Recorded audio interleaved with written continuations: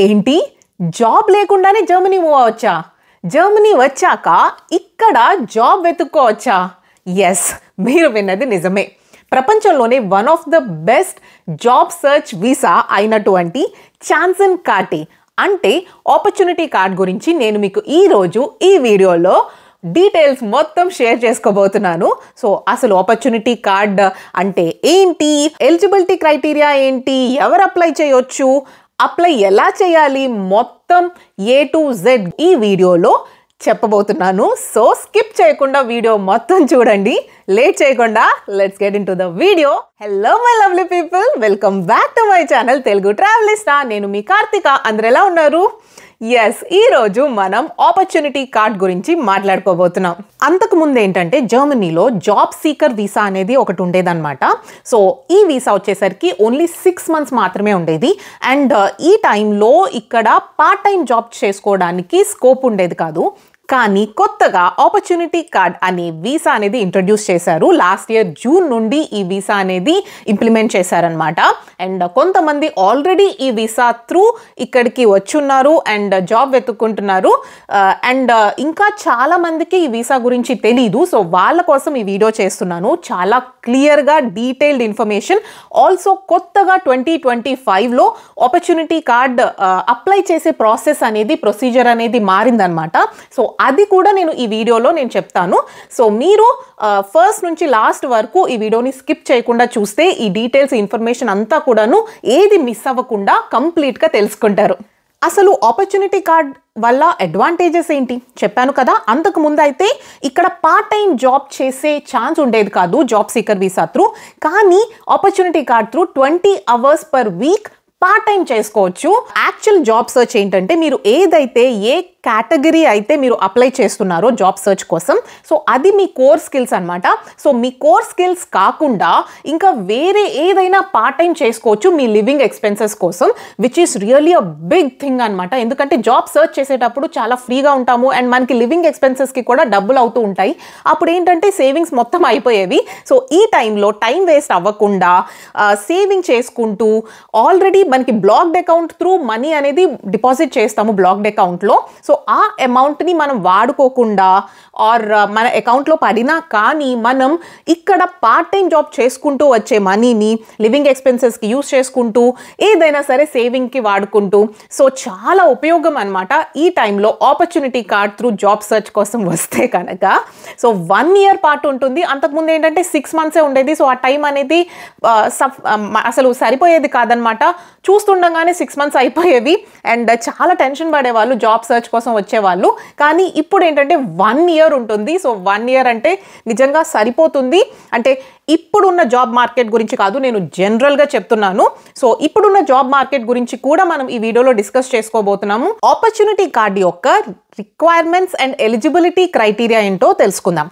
2 options ఉన్నాయన్నమాట మీరు eligibility అనేది చెక్ చేసుకోవడానికి. ఆప్షన్ 1 వచ్చేసి మీ యొక్క యూనివర్సిటీ డిగ్రీ ఆర్ మీ యొక్క క్వాలిఫికేషన్ డిగ్రీ అనేది ఏదైతే ఉందో అది it should be fully recognised in Germany అనమాట. అంటే ఇక్కడ మీరు చదివినటువంటి డిగ్రీ ఏదైతే ఉందో ఇక్కడ కంప్లీట్గా రికగ్నైజ్ అయ్యేలాగా ఉండాలి, ఫుల్లీ రికగ్నైజ్డ్. అది అయితే కనుక మీరు ఆల్మోస్ట్ ఎలిజిబిలిటీ అయిపోయినట్టే. పాయింట్ బేస్ సిస్టంలోకి అయితే వెళ్ళక్కర్లేదు. ఆప్షన్ 2 వచ్చేసరికి మీ యొక్క డిగ్రీ అనేది పార్షియల్లీ రికగ్నైజ్ అయితే కనుక అప్పుడు మీరు ఆప్షన్ 2లోకి వెళ్తారు, which is nothing but point based system. So opportunity card అనేది పాయింట్ బేస్డ్ సిస్టమ్ అనమాట. కొన్ని కేటగిరీస్ బేస్ చేసుకొని మీకు కొన్ని పాయింట్స్ అని అయితే వస్తాయి. సో మీకు టోటల్గా మినిమం 6 points ఉండాలి to get eligibility. So option 2లోనే పాయింట్ బేస్ సిస్టమ్ ఉంటుంది. అంటే మీ యొక్క యూనివర్సిటీ డిగ్రీ అనేది పార్షియల్లీ రికగ్నైజ్డ్ ఆర్ అసలు రికగ్నిషనే లేకపోతే కనుక అప్పుడు మీరు పాయింట్ బేస్ సిస్టంలోకి ఎంటర్ అవుతారు. ఆప్షన్ 2లో వచ్చేసరికి మీరు ఖచ్చితంగా డిగ్రీ అనేది కంప్లీట్ చేసి ఉండాలి. Degree or vocational training. Vocational training అయితే 2 years అనేది మినిమం ఉండాలన్నమాట. సో అండ్ ఈ డిగ్రీ ఏదైతే ఉందో ఖచ్చితంగా మీరు చేసినటువంటి కంట్రీలో రికగ్నైజ్ అయి ఉండాలి. సో జర్మనీలో రికగ్నైజ్ అవ్వాల్సిన అవసరం లేదు, కానీ మీరు ఎక్కడైతే ఏ కంట్రీలో అయితే మీరు ఆ డిగ్రీ అనేది చేశారో అక్కడ రికగ్నైజ్డ్ అయి ఉండాలన్నమాట. అండ్ ఆల్సో సెకండ్ వచ్చేసరికి మీకు ఖచ్చితంగా జర్మన్ లాంగ్వేజ్ A1 అట్లీస్ట్ వచ్చి ఉండాలన్నమాట. సో ఈ సెకండ్ కేటగిరీలో ఉన్న వాళ్ళకైతే ఈ రెండు అనేది కంపల్సరీ మినిమం రిక్వైర్మెంట్ ఉంటుంది. సో ఫస్ట్ కేటగిరీలో అసలు మీరు ఎక్కడ చెక్ చేసుకోవచ్చు అసలు మీ యొక్క యూనివర్సిటీ డిగ్రీ అనేది జర్మనీలో ఫుల్లీ రికగ్నైజ్డా లేదా అనేది నేను ఇక్కడ ఒక వెబ్సైట్ మెన్షన్ చేస్తాను, ఎనాబెన్ అంటారనమాట. సో ఈ వెబ్సైట్లో వెళ్ళి అక్కడ చెక్ చేసుకోవచ్చు మీరు మీ యొక్క యూనివర్సిటీ డిగ్రీ అనేది రికగ్నైజ్ అయ్యుందా లేదా, అసలు మీ యొక్క యూనివర్సిటీ జర్మనీలో రికగ్నైజ్ అయ్యుందా లేదా అనేది అక్కడ చాలా క్లియర్గా తెలిసిపోతుంది అనమాట. సో ఆ వెబ్సైట్ అనేది ఇక్కడ మెన్షన్ చేస్తాను. ఆల్సో నేను కింద డిస్క్రిప్షన్లో కూడా ఒకసారి చూడండి. I will give you the link of the website.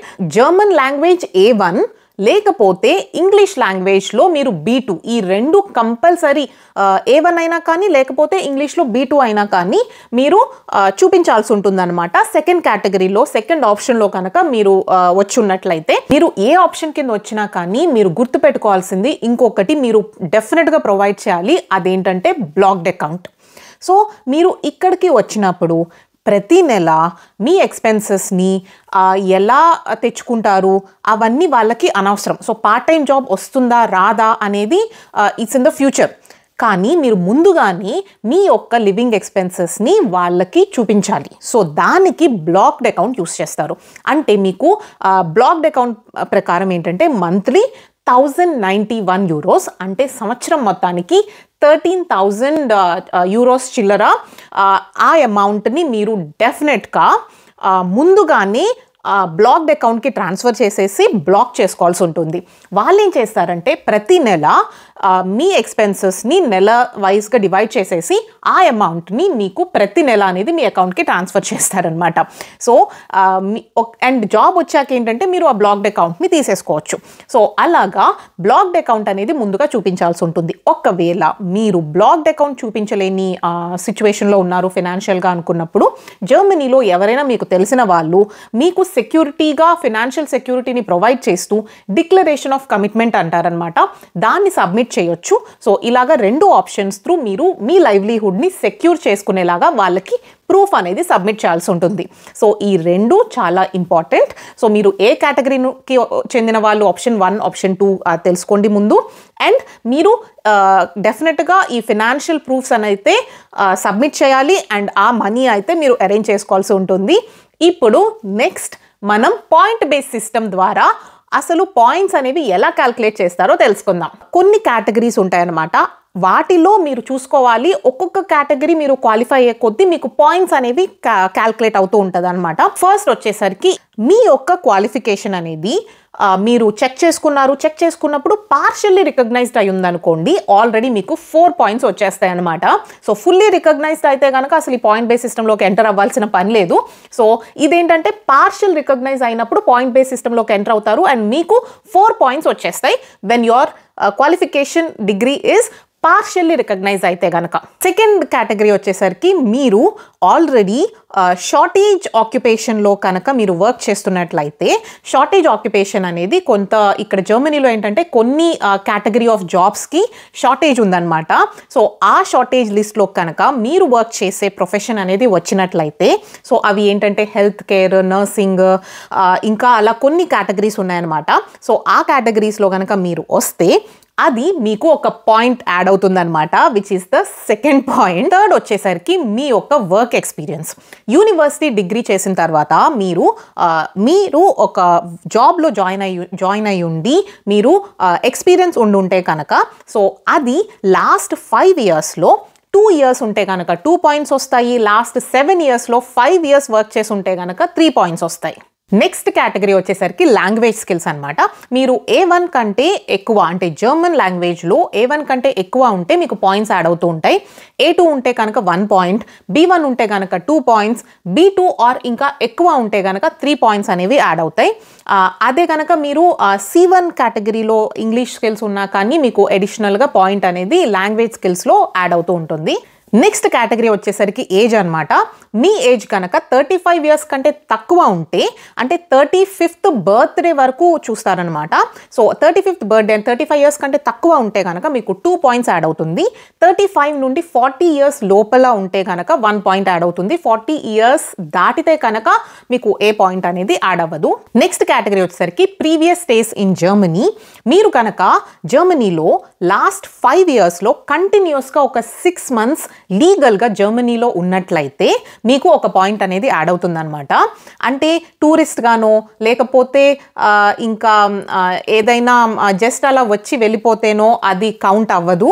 So ఎప్పుడు కౌంట్ అవుతుంది అంటే మీరు ఇక్కడ చదివినప్పుడు, లైక్ స్టడీస్ పర్పస్ కానీ, లేకపోతే ఏదైనా ట్రైనింగ్ కోసం ఇక్కడ ఉంటే గనక, లేకపోతే ఎంప్లాయ్మెంట్ పర్పస్ మీరు ఇక్కడ ఉన్నట్లయితే కూడా కౌంట్ అవుతుంది. ఈ కేటగిరీలో మీకు ఒక పాయింట్ అనేది యాడ్ అవుతుంది. నెక్స్ట్ కేటగిరీ వచ్చేసరికి మీకు ఆల్రెడీ మ్యారేజ్ అయ్యుండి మీ పార్ట్నర్ కూడా ఆపర్చునిటీ కార్డ్ కోసం, ఆపర్చునిటీ కార్డ్ త్రూ మీతో పాటు కలిసి మూవ్ అవ్వాలి అనుకున్నప్పుడు అప్పుడు మీకు ఒక పాయింట్ అనేది యాడ్ అవుతుంది అనమాట. సో అంటే మీ పార్ట్నర్ కూడా ఆపర్చునిటీ కార్డ్ కోసం ట్రై చేస్తూ ఉండాలి, డిపెండెంట్ కాదు. సో ఆపర్చునిటీ కార్డ్ కోసం తను ఆర్ అతను కూడా మూవ్ అవుతున్నారు అనుకున్నప్పుడు, కలిసి ట్రావెల్ చేస్తున్నప్పుడు మీరు ఈ ఆప్షన్ని సెలెక్ట్ చేసుకోవచ్చు. అప్పుడు మీకు ఇంకో అడిషనల్ పాయింట్ అనేది అయితే యాడ్ అవుతుంది. సో ఇలా ఈ categories through point base system అనేది క్యాల్కులేట్ అవుతుంది. అండ్ ఒక్కొక్క కేటగిరీలో మీకు ఎన్ని పాయింట్స్ వచ్చాయి అవన్నీ క్యాల్కులేట్ చేసుకొని టోటల్గా మినిమం 6 పాయింట్స్ ఉండాలి. ఇవి ఆల్మోస్ట్ చాలా వరకు 6 పాయింట్స్ ఈజీగా వచ్చేస్తాయి. సో అంత కష్టమేమి కాదు, వీటిలో 6 పాయింట్స్ క్యాల్కులేట్ అవ్వకుండా ఉండదు. సో చాలా వరకు ఎలిజిబిలిటీ అనేది రీచ్ అయిపోతారనమాట. సో ఇలాగ point base system through calculate చేసుకొని మీ ఎలిజిబిలిటీ అనేది చెక్ చేసుకొని ఆపర్చునిటీ కార్డుకి అప్లై చేయాలా లేదా అనేది డిసైడ్ చేసుకోండి. ఇప్పుడు నెక్స్ట్ వచ్చేసరికి ఎలా అప్లై చేయాలి. సో ఇప్పుడు 2025లో రూల్స్ అనేవి అయితే చేంజ్ అయినాయి. కొత్తగా వీసా పోర్టల్ అనేది ఇంట్రడ్యూస్ చేశారు. Online visa portal, customer service portal అంటారనమాట. digital.diplo.de నేను ఇక్కడ లింక్ పెడతాను. ఆల్సో కింద డిస్క్రిప్షన్లో కూడా నేను లింక్ మెన్షన్ చేస్తాను. అక్కడికి వెళ్ళి మీరు ఆపర్చునిటీ కార్డ్ కోసం అప్లై చేయాల్సి ఉంటుంది. సో వీసా కేటగిరీలో ఆపర్చునిటీ కార్డ్ సెలెక్ట్ చేసుకొని అక్కడ కింద కంట్రీ సెలెక్ట్ చేసుకోవాలన్నమాట. సో ఇండియా కాబట్టి ఇండియా సెలెక్ట్ చేసుకుంటే మీకు అక్కడ ఏ సిటీస్ అండ్ ఎంబసీ అనేది ఏ సిటీస్లో ఉన్నాయి అండ్ వాటి యొక్క అసోసియేటెడ్ స్టేట్స్ ఏంటి అని కూడా చెప్పేస్తారనమాట. కానీ ప్రస్తుతం నేను ఈ వీడియో చేసే టైంకి చెన్నై ఎంబసీ అయితే మనకి అవైలబుల్ లేదు ఆన్లైన్లో. మిగిలినవన్నీ వచ్చేసాయి. కోల్కతా, బెంగళూరు, ముంబై, ఢిల్లీ అన్నీ కూడాను ఆన్లైన్ వచ్చేసాయి. కానీ చెన్నై మాత్రం లేదు. కానీ త్వరలో చెన్నై కూడా ఈ సిస్టంలోకి వస్తుంది. సో ఆన్లైన్లో ముందుగానే మీరు డాక్యుమెంట్స్ అనేవి సబ్మిట్ చేయాల్సి ఉంటుంది అనమాట. ఇది కొత్తగా వచ్చిన పోర్టల్. సో ఈ పోర్టల్లో మీరు ఏదైతే మీరు ఏ సెంటర్ నుండి అయితే మీరు సబ్మిట్ చేయాలనుకుంటున్నారో ఆ సెంటర్ని సెలెక్ట్ చేసుకుంటే నెక్స్ట్ మీరు లాగిన్ అవుతారు. లాగిన్ అయ్యాక డాక్యుమెంట్స్ అక్కడ ఒక అప్లికేషన్ ఫామ్ ఉంటుందన్నమాట. ఫామ్ ఫిల్ చేసేసి డాక్యుమెంట్స్ అనేవి ముందుగానే సబ్మిట్ చేయాలి. 2 months నుండి 6 months వరకు పడుతుందన్నమాట వెయిట్ లిస్ట్ అనేది. సో వీ నెవర్ నో ఎంత టైం పడుతుంది మొత్తం వీసా రావడానికి అనేది. డాక్యుమెంట్స్ అనేవి వెరిఫికేషన్ అనే యొక్క ఈ జంజాటం ఏదైతే ఉంటుందో అది ముందుగానే జరిగిపోతుంది. సో ముందుగానే వెరిఫికేషన్ అవుతుంది కాబట్టి మోస్ట్లీ ఏంటంటే కొంచెం తొందర ఉండొచ్చు ఈ ఆన్లైన్ పోర్టల్ ద్వారా అనేసి అంటున్నారు. But yeah let's see. ఇప్పుడు అసలు జాబ్ మార్కెట్ ఎలా ఉంది ఇక్కడ. ప్రస్తుతం జాబ్ మార్కెట్ బాగా హైలో లేదు. అలా అని జాబ్ సర్చ్ చేస్తున్న వాళ్ళు అస్సలు జాబ్స్ రావట్లేదా అని కూడా లేదు. కొంతమందికి వస్తున్నాయి అండ్ చాలా మందికి రావట్లేదు. సో ప్రస్తుతం అలా ఉంది. ఆల్సో పొలిటికల్ సిచ్యువేషన్ కూడా కొంచెం స్టేబుల్గా లేవు కదా. మీరు నా పాత వీడియో ఒకవేళ చూడకపోతే చెక్ చేయండి. నేను కింద ఇక్కడ డిస్క్రిప్షన్లో మెన్షన్ చేస్తాను. ఆ లింక్ కూడా ఇక్కడ పెడతాను. You can go and check it out. So అసలు పొలిటికల్ సిచ్యువేషన్ ఏంటి అనేది మీకు ఐడియా వస్తుంది. అండ్ మీరు కనుక జర్మనీకి స్టడీ పర్పస్ రావాలనుకుంటున్నారా, 2025లో జర్మనీకి రావచ్చా లేదా మాస్టర్స్ చేయడానికి అనేది కూడా నేను వీడియో ఒకటి చేశాను. ఆ లింక్ కూడా నేను కింద డిస్క్రిప్షన్లో మెన్షన్ చేస్తాను. ఇక్కడ కూడా మీరు ఒకసారి వెళ్ళి చెక్ చేయొచ్చు. సో ఏంటంటే ఇవి నా రీసెంట్ వీడియోస్ అన్నమాట. సో ఇవి కొంచెం ఇన్ఫర్మేటివ్ వీడియోస్ లాగా మీకు ప్రజెంట్ చేశాను. సో మీకు నచ్చుతున్నాయి ఈ వీడియోస్ అని నేను అనుకుంటున్నాను. ఎందుకంటే నా లాస్ట్ వీడియోకి చాలా మంచి రెస్పాన్స్ వచ్చింది. So yeah I'm really very very happy. చాలా క్వశ్చన్స్ అడిగారు కూడా. తెలిసిన ఇన్ఫర్మేషన్ కూడా నేను ఆన్సర్స్ ఇచ్చాను, తెలియకపోతే తెలుసుకొని కూడా నేను ఆన్సర్ చేశానన్నమాట.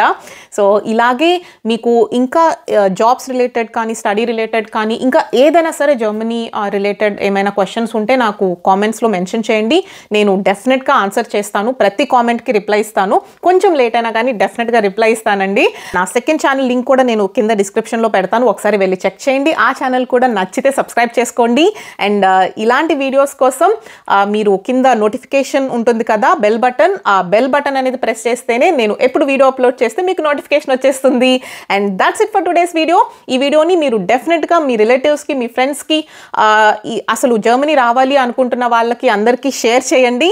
సో షేర్ చేస్తే వాళ్ళకి తెలుస్తుంది ఈ ప్రాసెస్, ఈ ప్రొసీజర్ అంతా కూడాను, అండ్ వాళ్ళకి హెల్ప్ అవుతుంది. మీకు ఈ వీడియో నచ్చితే please do like, share, comment and subscribe to my channel Telugu Travelista. Bye, మళ్ళీ నెక్స్ట్ వీడియోలో కలుద్దాం.